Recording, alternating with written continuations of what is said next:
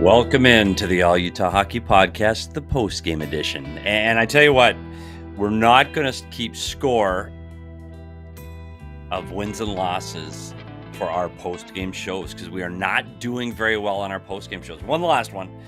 This was a tight one. This was a tough game for the Utah Hockey Club. They drop one to the Dallas Stars, one of the best teams in the Western Conference. They lose 2-1 at home ice at the Delt Center after a big win in Vegas, shutting out the Vegas Golden Knights 6-0.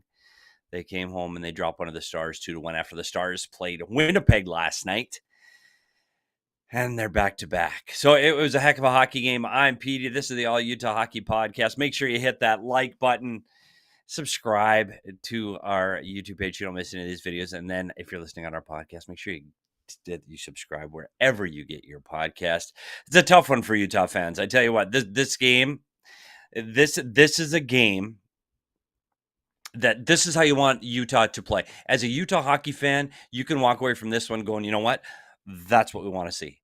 We want to see a good competitive game. We want to see our team with great scoring opportunities. We want to see offense. We want to see our guys drive into the net. And I think you saw all those things. I mean, it's a tough loss. I mean, honestly, the better team tonight was the Utah Hockey Club. And that's where it gets hard to swallow. This first 5 minutes of this hockey game was unbelievable. The first 5 minutes for the Utah Hockey Club and the excitement they brought to this game. And that's what we have to do against a team that is coming off of a big game the night before, had to fly from Dallas last night, gets in late to Utah, to an unfamiliar city, unfamiliar hotel, different walk to the rink, and they came out flying. You look at that line of Cooley, Gunther, and McBain was en fuego in that first 5 minutes.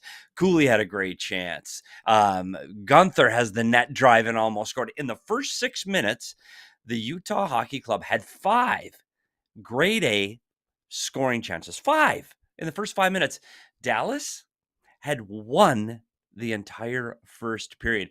This first period was completely lopsided in Utah's favor. I thought they came out flying. I thought they came out with some speed, and that's one of the things that's lacked from this Utah Hockey Club early is their ability to get their feet moving and their ability to show their speed. And it's funny because you've got those young talented players like Cooley and Gunther that show their speed, but Keller's a fast player, Michelli's fast, Carcone's fast, and tonight you felt that.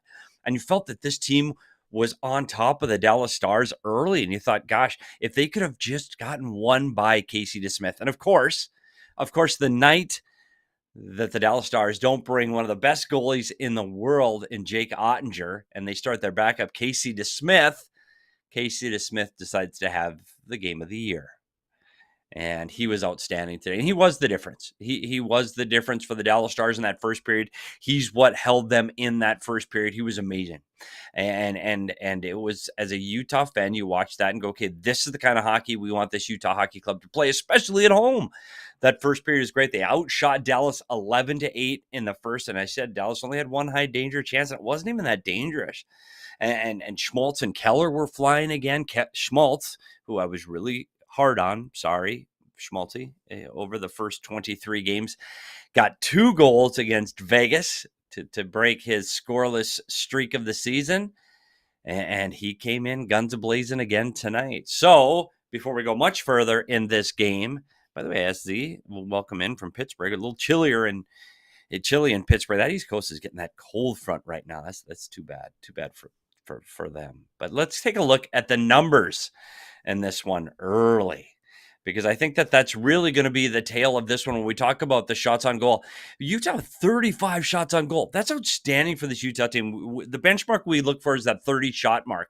So 35 shots against the Dallas Stars, a team that defends incredibly well, a team that doesn't give up much. They gave up a lot tonight. So great job for Utah in getting to the inside, getting opportunities. Shot attempts were tighter, but that just shows how much how Utah blocked shots, how Utah forced Dallas to shoot the puck wide. It was a great all-around effort by the Utah Hockey Club. Face-off slightly to the Dallas Stars. Power plays. At some point, this Utah Hockey Club, who still leads the league right now in penalties per game, they're taking over an average of 12 minutes per game. They sit in the penalty box. They have to stop taking penalties. And it was the difference in this game too. When you see the holding penalty from Keller to start the second period, that's what starts the scoring for the Dallas Stars. They got to learn to stay out of the box. And their power play, which was so hot against the Utah the other night, and it started to get back on track, just faltered again today. So that's too bad. They get a power play goal against Vegas in the earlier game, and then tonight they go over 2. But the penalty for Keller, it's a penalty he doesn't have to take. When he wraps his arms around the Dallas Stars player and takes that penalty, these are the penalties that this team has to stop taking. The stick fouls, the grabbing, the clutching, those are penalties you can't take, and you can't take them away from that far from the net. Those offensive zone penalties kill you, and you cannot do that if you're the Utah Hockey Club. And at some point, the only weapon a coach has against players and penalties is ice time. And guess what? The guys taking penalties tonight are Sergachev and Keller, and those are the guys you need to get you back into the game. So it gets really hard to put those guys and sit them on the bench when you need them during the game to help add in scoring. Oh, see, in Spaceman on hits, if you get more hits, it means you don't have the puck. Same thing we talk about block shots, hits. If you get more hits, you don't have the puck. And Utah had the puck tonight. Utah was offensive. Again, that second line with Cooley, Gunther, and McBain. That's the line you have to keep an eye on if you're a Utah hockey fan. That's the line that this is the future. That's the line that's going to get this team to the promised land. That's the line that's going to be the top line on this team when they're ready to start making the playoffs continually. And if Keller and Schmaltz and Hayton are still there, I think you're going to see those guys take that next step offensively. And I think they're really going to be the guys that lead this team offensively, because you saw a lot of that tonight. And you even saw the jump from Carcone. And I know Carcone got a goal against Vegas too. And I think that's what's keeping Carcone in this lineup on the fourth line along with Stenlund, is they found some chemistry, and Carcone's able to get pucks to the net. He's a guy that looks like he's going to score, and he did it again tonight. I mean, he had opportunities tonight where I thought he had 2 or 3 that it looked like he might actually break through and get another goal in back-to-back games. It just wasn't to be. We saw Cooley's 5-game point streak sadly come to an end. And Sergachev played in his 500th game in this one tonight. So a lot of little things going to the name. How many minutes did Sergachev play tonight? I'm sorry, I got to look at notes here. And I do apologize for those that have tuned in for the very first time. Craig Morgan is usually here helping me guide this show along, but unfortunately, Craig couldn't make it today's show, so it's just me. So you got to bear with me and have a little patience. Sergachev only had 22 minutes, and part of that is because he sat in the penalty box so long. He had 2 minors for 4 minutes in penalties. This is a guy who usually plays 30 minutes a night, and they really count on all facets of the game. He's going to be out there on the penalty kill, the power play, and 5-on-5. Can't sit in the box. That's the same thing we say about Clayton Keller. Can't sit in the box. You got to be on the ice. These key players for this team have to stop taking penalties. One of the guys that led the way in shots on goal, you look at Michael Kessering, had 8 shot attempts by himself. And again, he's another guy that weren't exactly sure where he was going to fit into this roster to start the season. But he's a guy that right now, with Sean Durzi out of the lineup, and Sergachev can only play so many minutes, I think Michael Kessering's the guy that you're going to look to really push this game along and push this team along offensively. It's been a really bright spot for this Utah Hockey Club this season, is number 7. But finally, we got to talk about the goals against. Gunther and Cooley on the power play, another great play to start the second. You go, oh, Utah's leaving right where they left off. They're starting with great offensive opportunities to Smith with a great save, but then Keller takes the penalty. And then they give the goal up against Donanov, gets his 7th of the goal on the power play at 12:53. And then right after that, Utah back at it. And it's Carcone again with a great chance. But Jamie Benn, off of a offensive zone faceoff. Utah is 200 feet from their own net. Turnover in the neutral zone. Kesselring misplays it with his hand, couldn't get control of it with his stick, allows Dallas to enter the zone, and then it's just defensive read. And it's something I think we're going to have to break down on film over the next few days because Utah doesn't play later in the week. It's one of those goals that I think there's so many things going on. And I even listened to Nick Olchek break it down, and he talked about some things happening in the corner. And then Dominic Moore came on, and he explained more of the goal. That's the problem with a TV broadcast. You got a finite amount of time to break it down. There were so many little details that led to this first goal of the Ben goal of the game that I think that we should probably take a closer look at. So we're going to do that over the next 2 days. But Ben gets the goal to make it 2-0, and you go, oh, in trouble. And you get to the third period, and again, it was Utah again with the chances. Valimaki gets a great chance off a pass from Keller on a rush, one of their few rush chances of the night, but it was a great scoring opportunity. Just couldn't find a way to get past to Smith. They hit posts tonight, and then finally Nick Schmaltz for his third goal of the season and his third goal in 2 games at 13:03 of the period in the third period. Hits it off the pipe and in on an unbelievable pass by Matias Michelli. And those are the guys that get overlooked. Matias Michelli's soft pass over sticks right on the tape of Nick Schmaltz. Man, this kid can play. And when Matias Michelli ends up on the score sheet tonight, but you really don't notice how skilled this kid is with the puck. These are some of the things that I think we've missed this season. Earlier in his career, he's had these passes where he can pass over 2 and 3 sticks or between his legs, or he can do the no-look pass across the zone, and you're just mystified at how he gets those pucks across. And we just haven't seen a lot of that this season with Utah. And I think reuniting him with Bjugstad and Krause will help that. I think that's what started to get his game going. Tonight, he connects with Schmaltz because they're in the middle of a line change, and that's not why he's out there with his regular line. But his ability to get pucks to the goal scores makes a huge difference for this Utah Hockey Club. If he can get his stick going and he can make those kind of plays, he is a guy that can make a difference in the game. Then after that goal, I tell you what, Kerfoot saves the game and potentially a turning point in that game. He lifts the stick of a Dallas Stars player in the crease, stopping them from making it a 3-1 game. Then he turns around, blocks the shot. Great defending by Kerfoot. Again, it's those role players that do those little things that make a difference, and they all add up as the game goes along. And then Utah pulls the goalie. And again, they did everything right.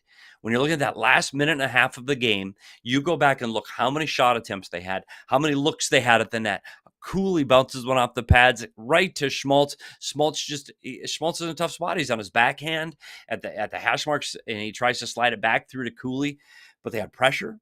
They had several offensive zone faceoffs on the extra man on the 6-on-5, and they just couldn't get by Casey DeSmith tonight. He's the difference. He's the player of the game. Casey DeSmith's the number 1 star tonight, and his ability to stop Utah from taking the early lead in this one, because they should have, because they had so many great scoring opportunities early. And you watch this first 10 minutes against a team that is coming off a back-to-back, how slow Dallas looked to start the game. You knew that if they could find their way and survive the first period, they might be in trouble. And one of the things, this is a stat that isn't good for the Utah Hockey Club, when you get into the second period for the Utah Hockey Club this season, they have 19 goals for in the second, and they have 33 goals against for a minus 14 goal differential in the second period. And that is good enough or bad enough for the second worst in the National Hockey League. They only trail the Philadelphia Flyers at minus 19. And they need to do better in that middle frame, because in the first period, they're third in the National Hockey League with a +9 goal differential, which means this team is starting off well. They're getting opportunities in the first period, and they just can't sustain that for 60 minutes, which is not too surprising with a young team and a team that's learning and a team that has different moving parts and moving pieces. You bring in Sergachev, you got defensive players out of the lineup, and I think that that's going to be something that's not surprising to see as the game goes on. They start to tail off, and that's exactly what happened tonight. The first period were fantastic for this team, and they just couldn't sustain it as this game goes on. We're talking a little bit more about this game and what this Utah Hockey Club has coming up. But first, it's time to talk about Verizon. I'd like to welcome our newest partner, Verizon, to the All Utah Hockey Podcast. It is the season to switch to Verizon. That's right. Right now, you can get a $200 Verizon gift card when you switch and purchase a select phone on select unlimited plans. So start the holidays off right with a great network. Use that gift card to start checking other great tech gifts off your list, like smartwatches, tablets, headphones, and so much more. Also be on the lookout very soon for ticket giveaways to a Utah Hockey Club game, courtesy of Verizon for this holiday season. Switch now and get a $200 gift card only at Verizon. $200 Verizon e-gift card sent within 8 weeks requires device payment purchase, minimum retail price of $799.99, and port in with new smartphone line on postpaid unlimited plans or unlimited ultimate plan required. And I know the snow is falling now, so it's time to hit the outdoors, because you know me, the rugged outdoorsman that I am.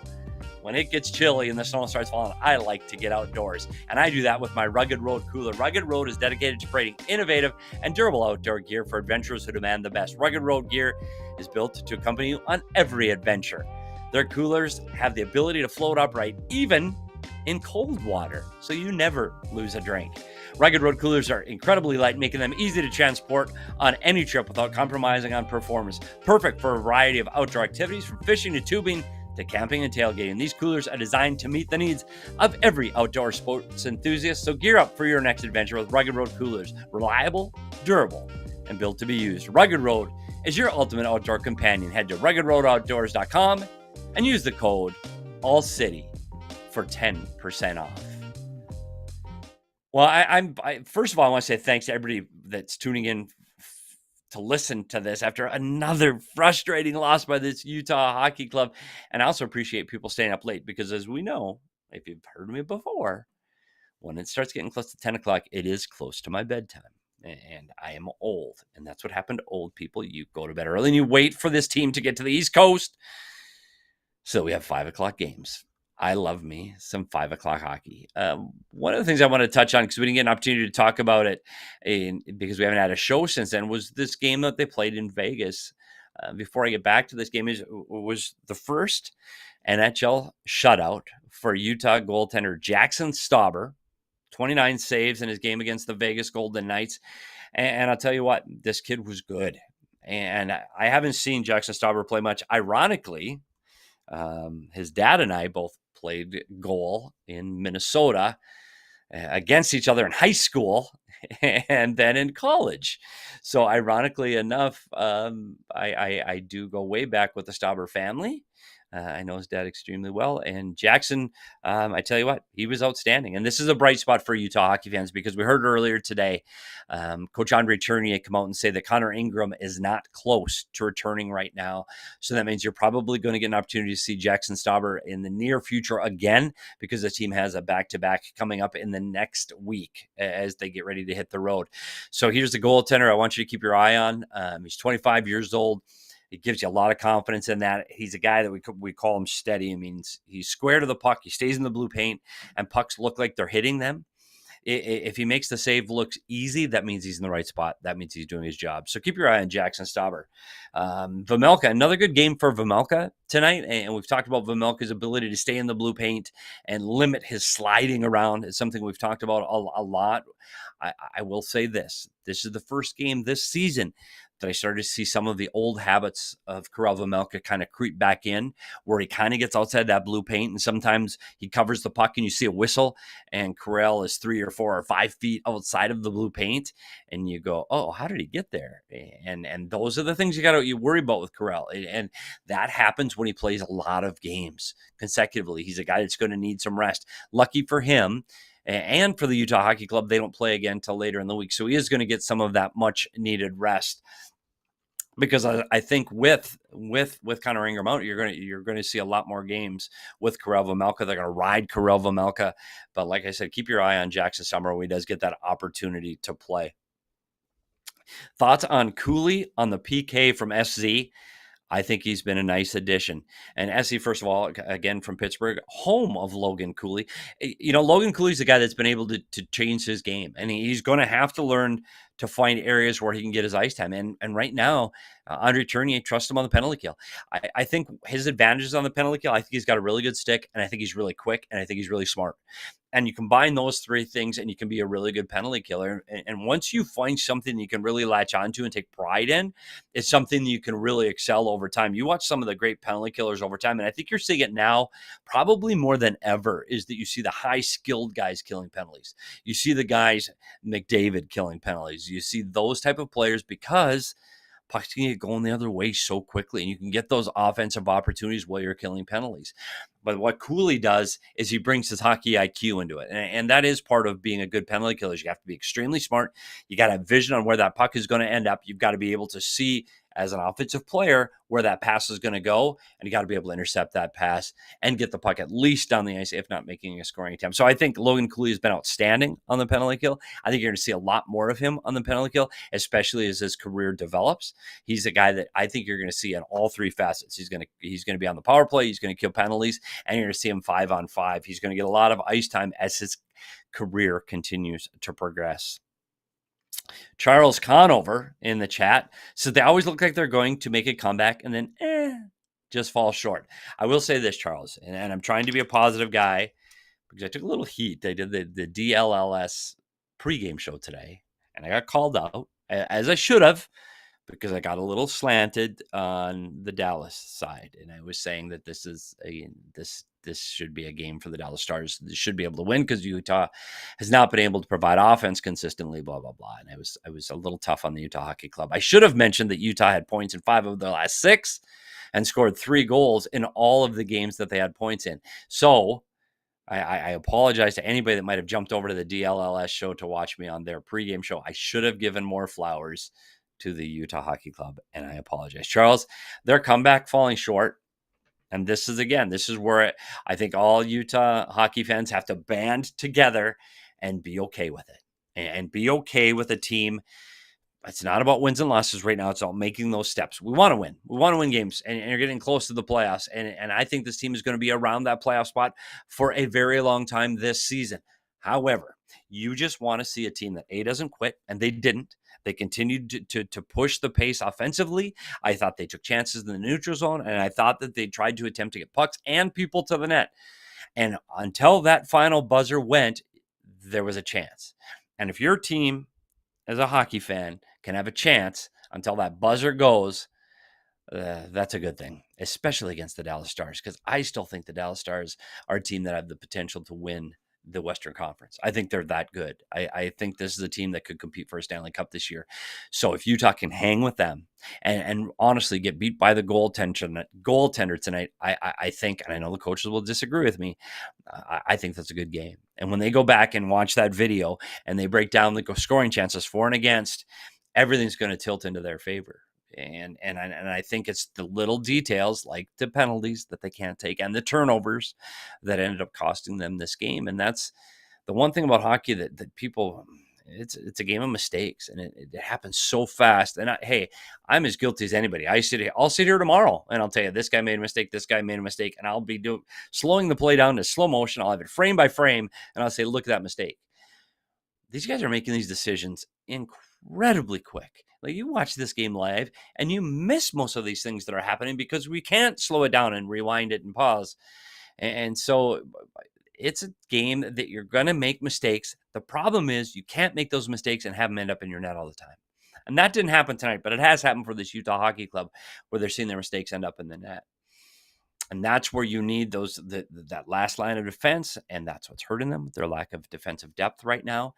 And you need that big save. And I think Vejmelka, when you go back and watch the film tomorrow with him, as Corey Schwab sits with him tomorrow, that first goal, that shorthanded goal against with Danonov, short side, off of the dot, I think that's one that Vejmelka has to have. I think that squeaks through his arm in the post. Bortuzzo's there. He's blocking the far side.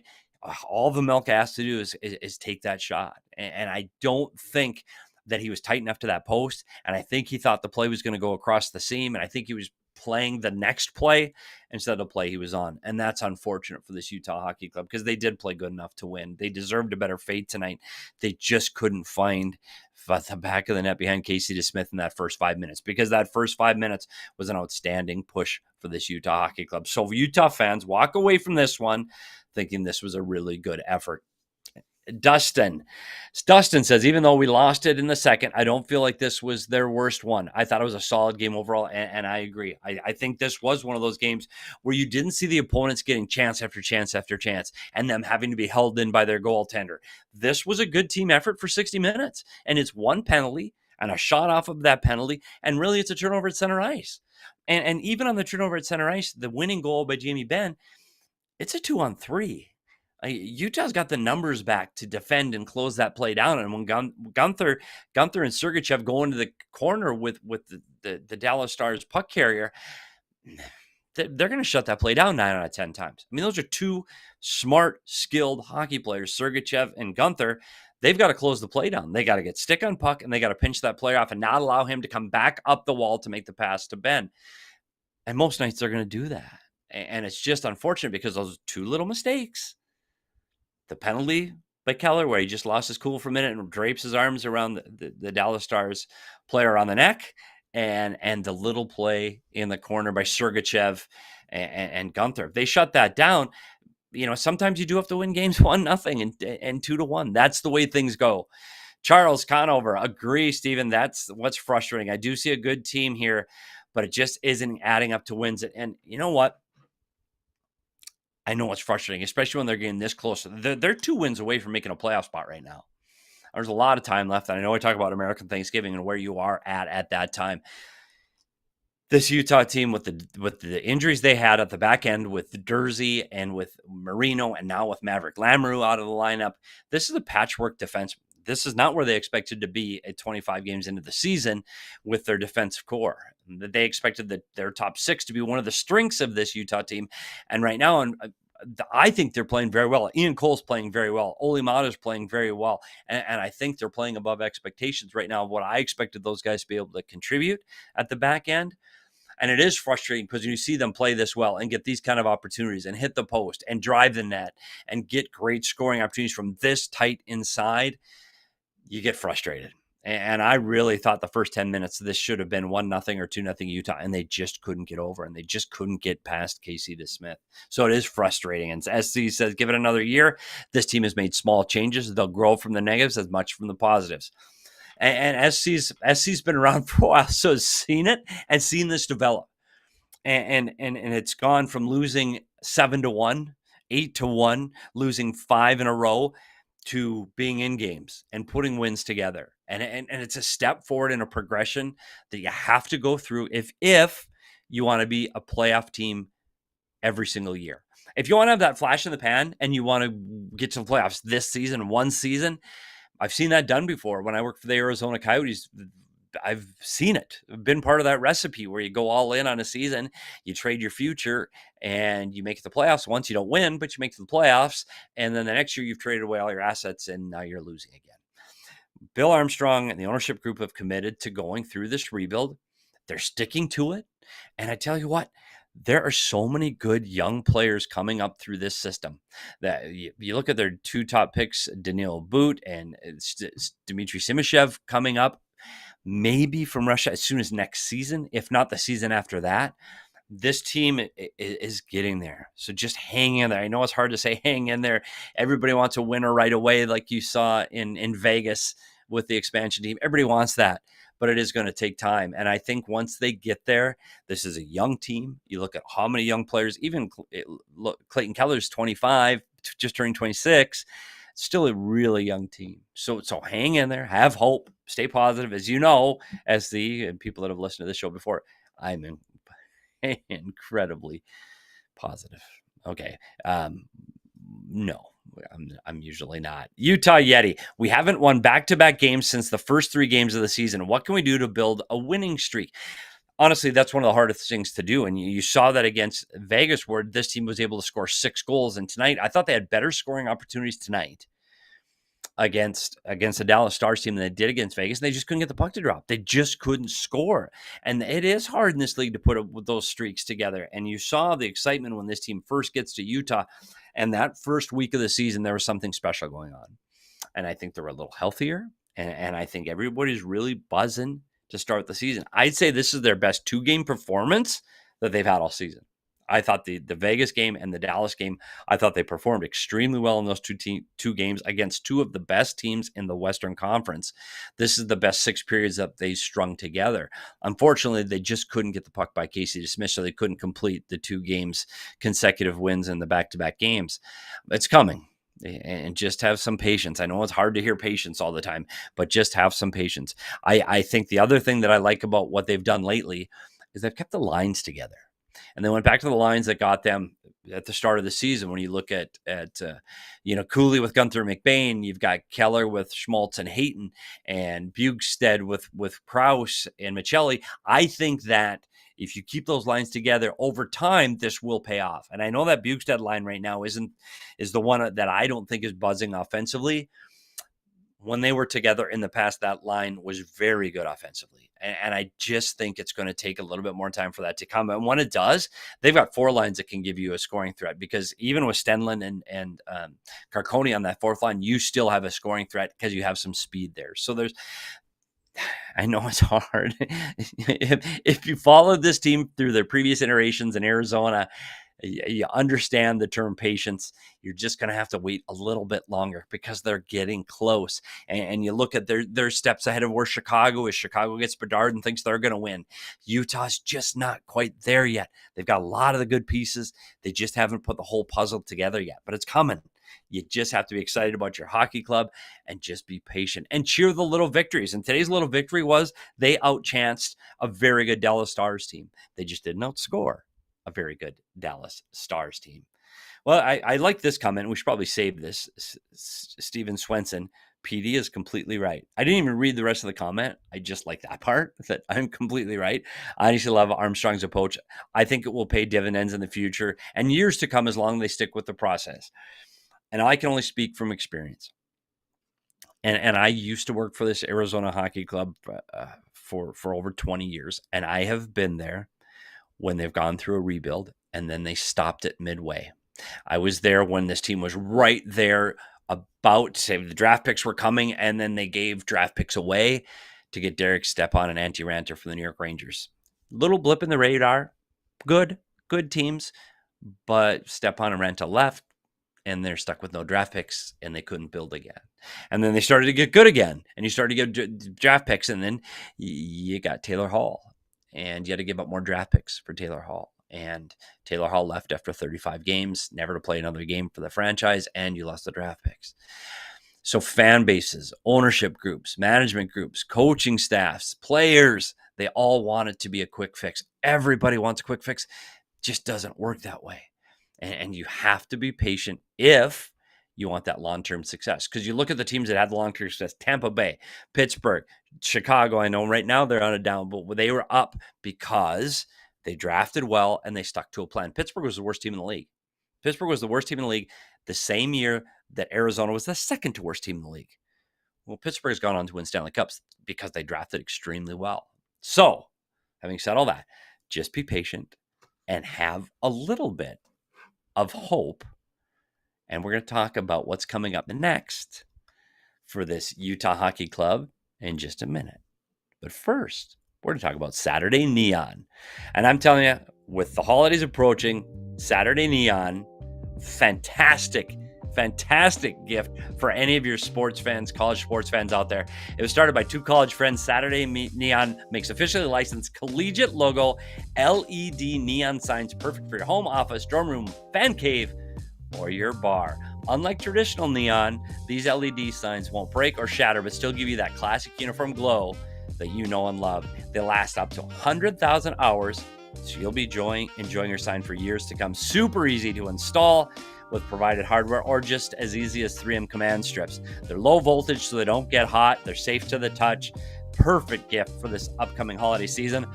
And we have used them on all of our sets across the ALLCITY network. And man, they're fantastic. So I've seen them personally, and they're honestly they're really good.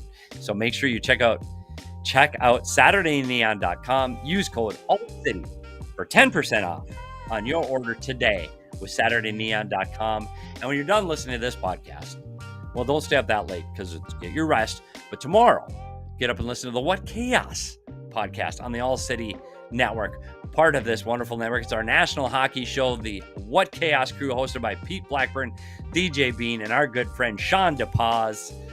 Fantastic hockey producer. It's mostly hockey with a little bit of nonsense, and some days there's a lot of nonsense. They have interviews with players, coaches, notable personalities of the hockey world, and appearances by other personalities from All City like me. So make sure you tune into What Chaos. They're live 4 times a week at 12 Eastern Time on YouTube and wherever you listen to your podcast. Also, make sure you check out their new merch collection, which just dropped in partnership with Just Dishin. Shirts, hoodies, hats, accessories. Visit justdishin.com and check it out. Emma, it's that time in the show where we need to see the upcoming schedule. The upcoming schedule. A rare 4 days without games. Unbelievable. And for this team right now, they need the rest. And I think this is really good for them. They get practice time. They can work on special teams. So it's good to see the time off before they head to the Northeast and they head to Buffalo. We talked about a back-to-back when we talked about Jaxson Stauber. Jaxson Stauber is probably going to see some action. They got Saturday, they play the Buffalo Sabres. Sunday, they get Matt Vejmelka and the Philadelphia Flyers. And then they head into another tough stretch, Minnesota and Colorado on Tuesday and Thursday. That is a tough stretch for this Utah Hockey Club. They're going to have to find some wins early in this one. Saturday's a winnable game for Utah. Buffalo's up and down.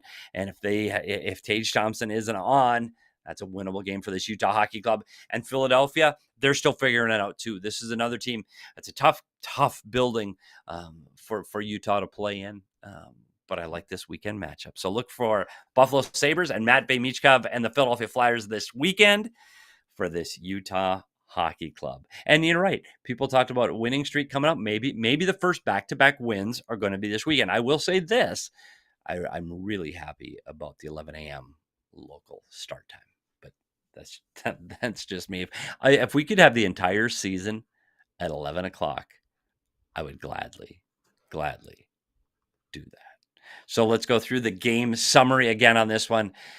The Utah Hockey Club drops one to the Dallas Stars 2-1, outshooting the Stars 35-21, including 13-7 in the third period alone, with a late push. Goals by Dadonov and Jamie Benn led the Stars to a 2-0 lead before Nick Schmaltz scores halfway through the third period on an unbelievable pass by Matthias Michelli and another assist by Nick Bjugstad. That's Michelli's 7th assist of the season, Bjugstad's 4th, and Nick Schmaltz's 3rd goal in the last 2 games. Well, a lot coming up this week. Wednesday, we'll be back at 5 o'clock for another live show. And by the way, right before that show, they're going to announce the USA and Canadian rosters for the Four Nations face-off. So I'm curious to see if Clayton Keller can work his way in to the American lineup. His name has been kicked around a lot, so we'll see if he can find his way into this lineup and then see what other teams did in this Four Nations face-off. And Charles Conover agrees with me. Yes, beat Buffalo and Philly. There's the back-to-back wins. Everybody can be happy like I am. See, like this wasn't awful painful, was it, Emma? No, I don't think so. See, Emma's not asleep yet. Emma sounds like she's asleep. She's not. Emma's the magic behind the Mac that makes this show happen. And thanks to Emma for sticking around and helping me out when Craig wouldn't. And again, thanks to everybody that's tuning in today. I go to bed feeling good about this one. I know they lose, but that first 10 minutes is some of the best hockey they've played at the start of a game in a long time. They look really good. And you put that together with the 10 minutes they played against Vegas at the start of that game, you're starting to see a trend now where this team is starting off good. And that's really important for this Utah team. They went for a little period after game 5 where they started to struggle in starts of games where they didn't get that start that they needed. And I think you're starting to see that turn around. And that's really important for this team. It's also important for this team to try to find a way to score in that first period. And we've talked about it on this show a lot. The only way you're going to score is keep getting pucks to the net, people to the net and try to get those rebounds. And that's what happened when they pulled the goalie, with Schmaltz almost getting that rebound to tie this one up late. I was talking to Emma right before the end of the game, and I thought, this is going to happen. They're going to tie this up, and they're going to win it in overtime. And they didn't. But feel good about your Utah team tonight, and they've got some winnable games coming up this weekend.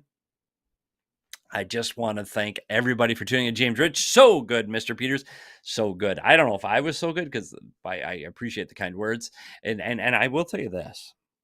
One, I really like to talk, because I just started doing this media thing a couple of years ago. I was actually locked up in the coach's room for the Arizona Coyotes for over 20 years, and I didn't get to talk much. So now, buddy, I like to talk.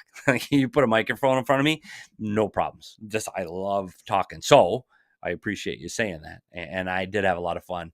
But I will say this is a lot more fun and a lot easier when there's a little bit of help, because you're trying to look through all these stats and try to do everything yourself.